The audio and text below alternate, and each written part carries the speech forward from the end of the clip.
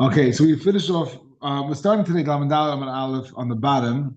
Then we'll do a blot, and then hopefully we'll be able to do another blot later today. So we'll be back on track. But um, we had the Gemara discussed earlier in the Gemara discussed earlier. I forgot it was that Lamed Gimel and Aleph. No, somewhere on the Gimel Lamed Dalet. That how high, I think Lamed Dalet top it on it. That how high the waters went by the Yarden when the Eden crossed. So the Eden crossed the Yarden, the river was running this way or one of the ways, whatever, however they crossed. They crossed east to west. So the waters were headed in and or west to east, whatever. But they crossed the Yarden, and the waters that were coming from upstream, downstream stopped, and they started piling up to the sky. And it's machlekes if they went up 12 mil or 300 mil, which 300 mil we said as a guzma, it just means whatever, much further than that. So pligi, so we're having machlekes in what that machlekes was. Pligi bar Rav Ami Rav Yitzchak Nafcha. Hadam le'divrei Rabbi Yehuda v'chani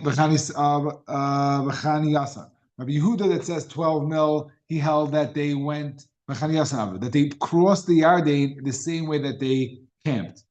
So they always camped 12. They camped 12 by 12. In other words, it wasn't linear. They were like a box formation. So because they went box formation, that's why they were able to go faster because they didn't have to wait for everyone to go across in a smaller shura. They claim that they went one after another. That each shevet went one after another, and therefore it took much longer to go across because they weren't using as much room horizontally, and that's why the waters had to go up much higher. So that's one way of understanding the machlekes. Everyone went in box formation. So why did it take so long, according to Rabbi Elazar ben Shimon? Why Rabbi Elazar held that the waters went faster, and that's why he built it much higher. And Rabbi Yehuda held that the people went faster, even though really, if you walk next to a river, the river goes much faster. But because the water had to go high, it took longer, and maybe it went thicker. But I get to that. That's a machlekes. That's a machlekes and a machlekes. Now we dabbled. We mentioned earlier about the meraglim because up to the stones that how heavy they were. So we knew how heavy the payers of Eretz Yisrael were that the Meraglim brought back. Shalach l'cha anashim. So the parsha of the Meraglim starts off Shalach l'cha anashim. I'm going to Shalach l'cha midaytecha. Hashem saying, do what you want, do it for yourself, but don't do it. It's not my idea. Effectively, how do we know? In other words, why? How do we know that Hashem said that? Or not how do we know, but like why are we dashing on this? Because Adam would someone pick out something bad, something that he knows is bad for himself? In other words, Hakadosh Baruch Hu knew that this was going to be a disaster. So obviously, if Hashem is saying shalach, it's not saying that's a pshat. Why is it not a tzivah like every other mitzvah in the Torah? No, it's Hashem saying shalach l'cha anashim. So why should that be? Just like Hashem says, Puruvu. It doesn't say Puruvu l'datcha, do what you want, if you want to have kids, if not. It's a mitzvah. So how come Shlach L'cha is not a mitzvah? Because Hashem would never command something that he knows is bad. And Hakadosh Baruch Hu knew that the end of the Meraglim was going to be a disaster, that we spent 40 days in the Midbar, all these people died. It was a disaster. So Hashem would never have commanded us to do it. Hashem said, listen, we have this always idea that Hashem lets you do what you want. There's Inyan Bechira. So Moshe Rabbeinu, the other was catching for Meraglim. Okay, so Shlach L'cha, do what you want. Moshe Rabbeinu is reiterating the story of the Meraglim in Sefer Devarim, and he's it was good in my eyes, but Hakadosh Baruch Hu never signed off on it. He didn't think it was a good idea. This is the people talking, and they said, we want to be the Yachbur Lanu Esa'aretz. We want to search out the land. Amar Rav Chia bar Abba Meraglim lo niskavnu el levashta shel Eretz Yisrael. This lashon v'yachbru is a little different than we usually use for busha, and the fact that the Torah changes the lashon is we can learn out that the whole thing was only the lechatchila only wanted to do it for bad reasons. By Meraglim it says Lashon v'yachbru. V'ksiv hasam v'chafra halavanu b'aisha achama. This pasuk is in Yeshaya, and it's referring to the fact that the sun and the moon are going to be embarrassed that they were worshipped as a Avodah Zarah. Whatever that means, they're inanimate objects and they didn't do anything. But the point is that there's some sort of busha over there, and that lashon busha is that. So it's a shameful thing. It's more than just searching out. It means so we see over here also. It's not just the searching out. It's also a lashon of chafra, which is a shameful thing and a busha. These are the names of the Meraglim Lamata Ruven Shamua ben Zakar. So we're not going to quote all of them, but Amar Yitzchak David Zeh Messiah B'Yedenu. I was saying that this is the Messiah that we have. Meraglim Hashem Asayim Nikru. It could be that there wasn't their actual names, or it could be that their names were a reference to the Messiah that they were doing. They all have negative connotations, and we only have one. Which is interesting because I just remember the Gemara. It says Kalev ben Yefuna, but his father's name wasn't Yefuna. Why is his name Yefuna? Shepanu atzmai matas meraglim. So you see that we have more, but he's going in just in the negative because we already have another one from Kalev. Okay, interesting. I just thought of that now. Sasur ben Michal. That is for Lamate, I think Ephraim or Menashe. Hold on. Lamati Asher, neither. Lamati Asher Sasur ben Michal. So it says Sasur Shasasa Ma'asav Shalakash Baruch Hu. He hid the mice of Dvarav of Hakadosh Baruch Hu. They changed the guess to Dvarav, if I remember correctly. Yeah, Dvarav Hakadosh Baruch Hu. In other words, he either ignored or covered up. Hakadosh Baruch Hu said, "I'm going to take you into Eretz Yisrael." And he said, "No, it's not going to work out." Michal Sha'asa Atzmai Mach. He made Atzmai referring to Hakadosh Baruch Hu Mach. He made Hakadosh Baruch Hu sound k'viyachol weak. That this is too much for him. Hakadosh Baruch Hu can't handle Eretz Yisrael, taking us into Eretz Yisrael. We also have either he's saying it on his own that Nachri ben Vapsi from Shevet Naphtali is also Rikadasha. Nachbi shehechbia dvar shel Baruch Hu. He hid the words of Hakadosh Baruch Hu. Same idea. The Vapsi shepisa al midas shel Baruch Hu. He skipped over the midas of Hakadosh Baruch Hu. Again, the same idea that he's saying, and Hakadosh Baruch Hu said very clearly, "I'm going to take you to Yisrael. I'm going to wipe out the going for you." And he said, "I don't think you'll be able to handle it." V'yalu b'negev v'yavay el Chavin. They went to the Negev, and they went to the Negev, and he went to Chavin. V'yavayumi b'yle. It should have said they all went to the Lashon Rabbim to Chavin. Amaravim melamed shapirish kalim me'atzis meraglim v'halech v'nishtatach al kivrei avaysav. He went on his own on his own tiul, and he went to the Chavin to daven that he should be nitzal. Amalahem avoisai bikshu leirachem she'anatzam atasu meraglim. A daven for me that I should be saved from that tas meraglim. So there's a lot of rate over here on davening to a caver, asking a mace to daven for you. It's a lot of hack. I mean, it comes from already Rachel Imenu. Yaakov Imenu said that Rachel Imenu is going to daven for us. So it's a big sugya. The Muchasidish Eilam is a little more makel on this, and I mean, the Mishnah Berurah says very clearly that you cannot ask. This is from I didn't see it inside, but from what I understand, you cannot ask the mace to daven for you. You could be Mediyah them, whatever, something like that. But if here you see very clearly that he was asking the obvious Hakadosh to daven for him. So you have to figure that out. But that doesn't matter. So there's a lot of interesting things over here that. Okay, so the next piece says Yeshua kvar bikesh Moshe alav racham shenema vayikra Moshe la'Yeshua ben Nun Yeshua. Now what? He added the name, the letter Yud, and it says Kol Yishiach me'atzas meraglim. Hashem should save you from the atzas meraglim behind the chsev, and this is referring to when Kalev yashin the land of Chavin, va'avdi Kalev ekev ha'isa ruach acharis imay. I'm giving him this land. We already had in a previous Gemara that Kalev yashin Chavin by Imrakis. It says that he yashin Chavin, but it's not Chavin mamish. It's just the fields of Chavin. But over here it says reference to that he went to Chavin. When did he go to Chavin? In this story of the Meraglim when he's separated from them. So I looked at this Gemara in the past, and I had a ha'ara that I didn't see it inside, and I don't know if it's emes, but it's not mistava. If you're going on a spy mission, the worst thing you can do is separate from the crowd. So I don't think that it makes sense that he went on his own. I think he just went. I think the Gemara means, the way I understood it, is that he went with his own das. He went with his own agenda.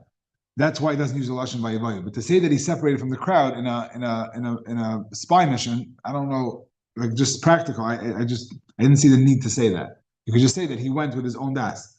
Right, stam. And it's also interesting why Moshe Rabbeinu didn't daven for Yeshua, and even that Moshe Rabbeinu did daven for Yeshua, so why didn't Yeshua daven for himself? There's a lot of like just things that bother me about this Gemara, but we're gonna go right there. Fine. V'sham Achiman, we're saying in Chevron, the following Chevra lived. V'sham Achiman Sheshai v'Tamai Achiman. Yeah. You can ask a bigger question. Why didn't Moshe daven all the Meraglim that they should be not so from the Right, right. I was going to ask why he didn't have a but with all the Meraglim already when they left, they already left. They already left with bad intention. So it could be that was part of it. And also Yeshua ben Nun, it says that he was an Anav, and Moshe Rabbeinu needed to give him like an extra boost. This Gemara, but I forgot. I listened to Rabbi Shir on the way in, and it was something to that effect that he needed extra shmir. But it's because Kalev was his nephew. Kalev was his brother-in-law. Kalev married Miriam at some point, so it was just there's a lot. I just found some interesting like things about this Gemara. Fine, and so we're still talking about Chevron. It says B'Sham Achiman Sheish v'Tamai Achiman Miyuman Mishabachav. He was the strongest of his brothers. Miyuman is lashon, is a Yamin is the right hand is usually stronger. Present company excluded, but he was the strongest of his brothers. Sheishai Shemesim es Haaretz Kishchasais. When wherever he walked, he was so large that he made like indentations into the ground. And how do you see that from Sheshai? I think they'd say the lashon of Sheshai. Marble is very heavy, so if you have a marble beam, a marble pillar, it makes a groove and indentation into the ground. Tamei shemesim es aretz. Also, he made like grooves in the ground with his feet. The Gemara says davar acher, but l'chayre that's not the right gersa. They take out because it's not really a davar acher. Achiman bana anas. He built a city. Anas Sheshai bana ulash. Tamei bana talbush. Yulidei ha'anak. They are the sons of giants. What do you say? In other words, what's it coming to add by Lidei Anak? Obviously, if they're large, they came from large stock, right? What are they adding? That they were so large that when they looked like that the sun was their necklace, because if they're a good couple of feet taller than you, then when you look up at them, you see the sun around their shoulders. Sheva Shanem Nivnasa. The full pasuk reads, and it's important to read the full pasuk over here. Ches. Oh, this is all part of the same pasuk. But give me 1 second. Here, B'Chevron Sheva Shanim Nivasa L'Fnei Tzayan Mitzrayim. So Chevron was built 7 years before Tzayan, which is in Mitzrayim. B'Chevron, right? For Gemara, my Nivasa. What does Nivasa mean? Now, Ilay Nivasa Mamash. You're going to say that it's Pashat chronological order. Terry is telling us that it was built 7 years before. Does it make sense that someone's going to build his small son a house before his older son? The sons of Cham are as follows: Cush, Mitzrayim, Put, Canaan. So you see, Canaan's the youngest, Mitzrayim is the middle, whatever, the second. But it doesn't make sense that Mitzrayim was given a city 7 years after Canaan. Ella Shahisa Mavuna al Echad Meshiva B'Tzayan. It's more fertile it's 7 times more fertile than Tzayan. The Ein Trashim B'Chol Eretz Yisrael Yes Mechevron. Chevron is the least fertile part of Eretz Yisrael. It's the rockiest place. How do we know this? The Kavir Shechri. We know that the other Kedashim were buried there, but it was known that this was a burial plot. Everyone used Chevron as to bury their mason. Now you're not going to use your best fields to bury dead people. You're going to use it to plow and to have crops, etc. And the Chutzah, it's the best land is Eretz Mitzrayim. Gan Hashem Eretz Mitzrayim. The Gan Hashem is like the Eretz Mitzrayim. And Tzayan is the most fertile in the whole of Mitzrayim. That's where the officers lived. Which again, I don't understand why that is true. In other words, I wouldn't have my federal buildings in my most fertile land either. So maybe I guess that's where they lived. That's not where they ruled. Okay, maybe that's where they lived. If that's where they lived, that makes sense because they would have their chelik in the most fertile land. Chavrain mevuna echa meshivim b'tzayan. It was even better than 7 times better than tzayan. The Chavrain trashim have effect tomorrow. We just had a whole drasha that Chavrain is trashim. That's where they bury the dead people. But you're saying that it's not a geshmaka land and it's trashim is full of rocks and stony. Amar ksiv v'haksiv v'hi miketz abam shalom v'yem Avshalom elamelech. Avshalom was a Nazir Olam, which means it's machlek is exactly what he's allowed to do. But every 12 months he's allowed to shave his head either completely or just a little bit. But either way, whenever he got his haircut once every year, he would have to bring karbanas. So he was said Elcha. He's telling the Melech Elcha, I'm going to go to Chevron to chap sheep for there. So the full pasuk reads. I'm going to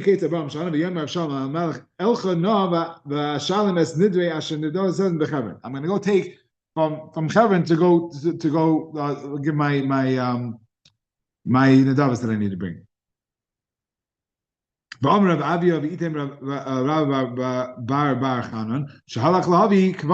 went to go bring kvasim sheep from Chevron. Tanya elim b'mayav. If you want good shmak, if you want geshmak elim, go to Mayav. Kvasim Chevron. But if you want the best, if you want good kvasim, go to Chevron. But you want me know that's your kasha. I did the klisha ara avda raya b'sham and kinyana. I'm not a farming expert, but apparently the fact that the land is rocky, whatever grass does grow there, it's very fattening for the sheep, and that's why they're the best sheep. But it's not a stira. They could be rocky and have good cattle. They shubu mitur haaretz. They came back from touring, literally spying on the land. It says vayechol and they don't have to. It doesn't have to say that. You can just say vayivayu. Amar Yechanan mishum b'shim ben Yechai makish halicha lebia. Their halicha, their original departure is makish to when they came back. Ma bia, just like when they came back by Eitzerah, it was with evil intent to be Maitzedima on the land. They originally went out to go with that intention, and that's why it says which is a little chayra extra. And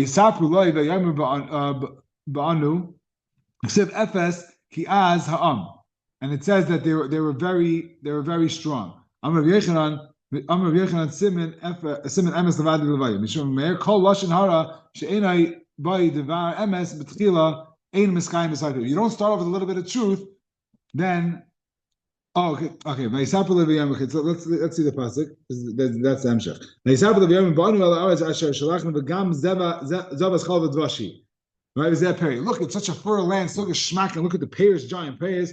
And then it says, "Efes kiyaza ama yeshiv aretz va'arim b'tzurais gedalis ma'ay v'gam lulei anek rashim ba." Now, it's a very strong nation. It's very impossible. So why they start off saying good? If you want to just talk lashon hara, talk lashon hara. So here, Mishum Meir says, "Kol lashon hara she'ein by dvar emes v'tchila ein miskayim b'seifot." You can't just go in straight up and talk bad. You have to be like, you have to start with something nice and then pack on the lashon hara. The yas koli v'sa'am. El Maisha.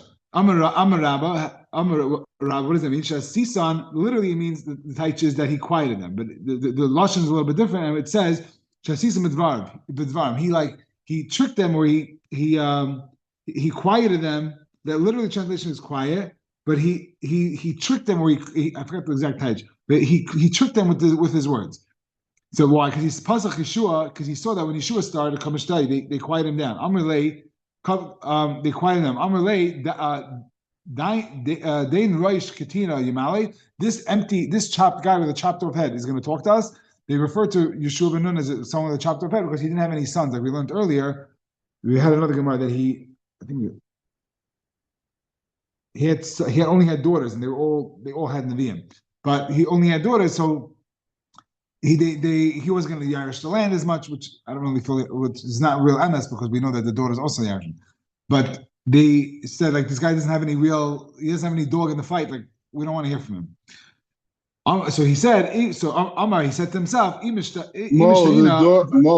daughters only Yashin after the story of B'nai Salafah. The reason why daughters Yashin is because they complain. Before they complained, the daughters did not yashin. I hear. So it could be they thought he wasn't going to yashin anything. So Pasach Yeshua, they quieted him. Amar, he said, I'm going to start quieting them. Amri be Milsa v'chasman. They're going to find something about me and they're going to shut me up also v'chasmanly. Amar lehen, he said, v'chizu bavad asalonu ben Amram, referring to Moshe. So this is referring to Moshe in a derogatory way of Ben Amram. He got their attention. He said, and this is the only thing that Ben Amram did for us. Did to us. Savri bignuse kam mishtai. He thought that he was going to start talking in a derogatory way. So they wanted to hear more what he had to say. Ishtikus, everyone quieted up. Amalahu, Haitzianu Mitzrayim, he took us out of Mitzrayim, B'cholan Asayam, he split the Yam Sufas, Rishon was the money, gave us the man. Im Yoimar Asu Sulamais, Va'alu Rekia, Loy Nishma Loy, Alanala V'yoshu, so wouldn't we listen to him even if he said to build ladders and go to the Rekia? Alanala V'yoshu Isa, we're going to go, the Rashnu Isa. We're going to go and just like we followed Moshe through the Midbar, no, not through the Midbar, through Kriyas Yamsuf, and we got the man and all that. We're going to go up and we're going to conquer Eretz Yisrael. Just an interesting thing from Rabbi Suli, he said that why Alu Sulais, Asa Sulais Alu Rekia. He says there's other Gemaras that discuss going to the Rekia, and it's possible al Pishem. So to go al Pishem, you could go, but going on Sulam is impossible to go on a ladder. It takes 500 years to walk, and a person only lives to 70, 80 years. So it's impossible. And the people, the other Meraglim said, Amru lo inucha, we're not able to. Amru Rav Chanina, Bar Papa Davar Gadol Dibur Meraglim Ba'isa Shah. They said something horrible in that minute. What they were saying is Kichazak Hu Mimenu, Atik Mimenu Ela Mimenu. Over here there's no real difference, but it means referring to Kaviyachal Afilu Balabayis in a Yachal Eitzi Kelev Shemisham. Even Hakadosh Baruch Hu, like he made a project over here and he kind of lost he lost control of it, and he doesn't have Rishus over here like he thinks he does. So he's going to say, he said, no, it's a massive Hakadosh Baruch Hu created the world, but somehow these giants and these cities were kind of like they got away from his control. So part of the Lashon Hara was that the people that everyone dies over there, and the land eats the people, which means people are very prone to death. I did this as a distraction that the items should be busy, and they thought that it was bad. One of the chashuvim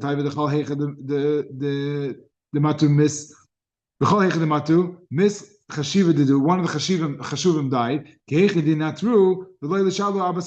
They should be busy, and they shouldn't ask about these people who are here that don't belong here.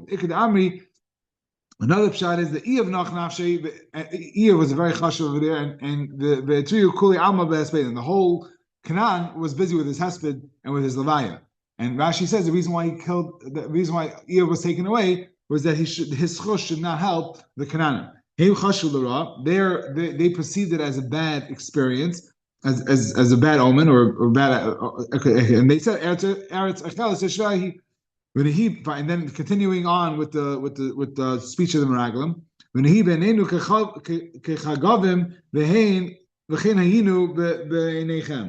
we were in their eyes like we felt like grasshoppers, and they looked at us like grasshoppers. They were liars. Very nice. You want to say how you felt? You could say how you felt about something. How do you know that they looked at you as like grasshoppers? The Gemara says this is not true. Why? It's not true that they're liars. Because when they were serving their avelim to say mavi, they would feed them underneath the cedar trees. And when they saw the giants coming. They ran up and hid in the tree. Shami the Ka'amri, the Chazinan, they were there and they heard people talking. Kechazinan inish inshi the damu le kamtze beilane. We saw people that looked like grasshoppers. Now, I guess this is the first awkward conversation at a shiva house. They're talking about people looking like grasshoppers and nothing else to talk about.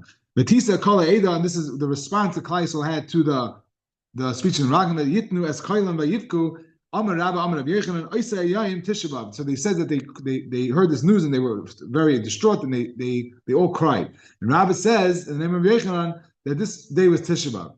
Amakash Baruch Hu, Hein Baruch Hu, B'chia Shalchinam, V'ani Efka Lechem B'chia L'day. This is probably one of the famous lines in Shas. Because Baruch Hu is saying that you guys are going to cry for nothing. I'm going to give you something to cry about. There's a lot of probably more Hasidic story about this that doesn't sound so like maybe like 10th grade Rebbe-ish, but there's definitely not to talk about how Akash Baruch Hu fears with us in this way. They wanted to, they started stoning them they started stoning them, referring to Yeshua and Caleb. Because it juxtaposes Kfayt Hashem and the stoning, it's all one pasuk and it's right next to each other. So it's Amar Rabbi Bar Abba, Melamed Shirat Lavan and Zakum Klapim Ma'ala. The Mamish threw stones towards Akash Baruch Hu, either into the Nani Kaved or at Moshe Rabbeinu, different shatim, but they showed a tremendous disrespect to Hakadosh Baruch Hu out of anger for and what they perceived as all this bad news. And the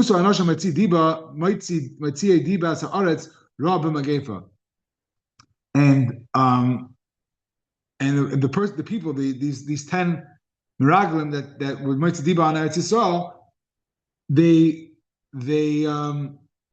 had a crazy death. They died b'magefa. Rashi says that it's because it doesn't say b'magefa, it says b'magefa. It's a lashon that it's a misa mashuna, which we're going to see in a second. Amar b'shem belakish shemesu misa mashuna. And Rashi says it's from b'magefa and not b'magefa. In other words, by the fact that it says it with a pasach and not a shva, it's an extra diak, and that's how he knows that it's a misa mashuna. Amar b'chinin bar papa darash Rab Shilash ish kfar timra melamed. Shenishtarvev the shainam the nafal al tiburam. Their tongues became very long. I went into the belly button. V'hayu Thailand yaitzes the shainam v'nichsal b'tiburam, and they went. The worms went into their stomach, and from the stomach v'tiburam nichsal the shainam and back into their tongues. There's reasons why. Again, the tongue is the obvious part because they spoke Lashon Hara, so the tongues get affected. And the stomach is because that's where life comes from, and they would try, or they would cause all the death, or actually it's also referred to the belly button of the world, so it has to do with that. Different shatim. Rav Nachman Yitzchak Amar, the Askara Mesu, they died with Askara, which the Art Scroll explains is a issue that starts in the gut and eventually leads to inflammation of the throat and suffocation. So again, also those two body parts, the stomach and the tongue, are connected. I just thought as well. Learned this. A lot of times we have in Yanim, like there's a war in Eretz Yisrael, there's a matzav in Eretz Yisrael, and people discussing is it safe to go, it's not safe to go. Everyone has to do what they have to do, but sometimes when a tzaddik comes out, when a rav comes out and gives a public information that Eretz Yisrael is not a safe place to live, or something very very strong like that, it's not. I'm not saying it on my own. I heard other Gedolim talk about this. That it's a real problem. That to talk about Eretz Yisrael in a way that's derogatory, even when it sounds like you're doing it to El Sarabim.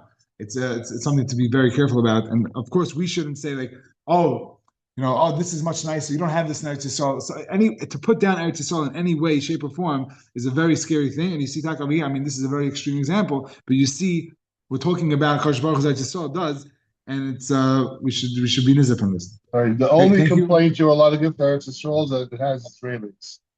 Has what? It's plagued with Israelis. I think there's more Israelis in Miami at this point. But no, it's a taka scary. I remember Moshe Weinberger went very stark when someone was saying that the Eretz Yisrael is not safe, and he's like, could you say something like this in Eretz Yisrael? Like, everyone has to do what they have to do. He's not saying that everyone should go. Like everyone, you have to use a seichel, and you have to do what you're comfortable with. And if your wife's not going to sleep for 6 months until your daughter comes home from seminary, then it could be it's not the right move for you. But to say wholesale that Eretz Yisrael is not a safe place to be is a very scary thing. So I just want to tell you the story with the land and the rocks with Chevron. The punchline you had to punch. You didn't give it the punchline. The punchline is that the worst piece of property in Eretz Yisrael is much more fertile than the best piece of property in Mitzrayim. Okay, you're right. I didn't drive that in 100%. Okay, shkayach. Okay, thank you very much, Mrs. Mo. I appreciate it. Let's see what I wanted to tell you about Yeshua.